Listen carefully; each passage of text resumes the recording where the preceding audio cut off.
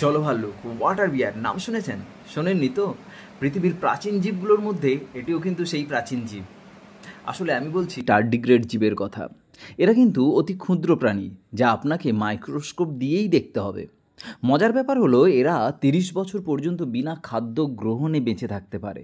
-272 degree Celsius ঠান্ডা সহ্য করে নিতে পারে, আবার 150 ডিগ্রি সেলসিয়াস প্রচণ্ড গরম তাপমাত্রাও সহ্য করে নিতে পারে। সমুদ্রের গভীরতম চাপ যেমন সহ্য করে নিতে পারে, তেমনি মহাকাশে পাঠানোর পরেও 10 দিন থেকে বেঁচে ফিরে আসতে পারে। এরা অত্যাধিক কঠিন পরিস্থিতিতে বেঁচে থাকার জন্য এক বিশেষ অবস্থায় চলে যায়, যেখানে এরা শরীরকে শুকিয়ে বিপাক প্রক্রিয়া প্রায় বন্ধ করে দেয় বললেই চলে। আর এই অবস্থায় এরা কয়েক দশক পর্যন্ত বেঁচে থাকতে পারে। এদের পৃথিবীর জীবজগতের বিভিন্ন জায়গাতেই পাওয়া গেছে, যেমন পাহাড়ের চূড়াতে, আবার কখনো গভীর সমুদ্রে, আবার গ্রীষ্মমণ্ডলীয় মানে যে সমস্ত জায়গাগুলো প্রচণ্ড গরম সেই রকম রেন ফরেস্টে, এছাড়াও আন্টার্কটিকার মতো জায়গাতেও পাওয়া গেছে। যে কোনো পরিস্থিতিতে এরা টিকে থাকতে পারে।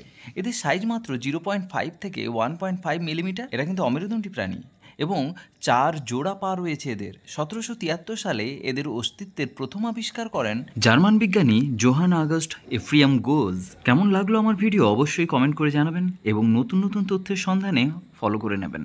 ধন্যবাদ।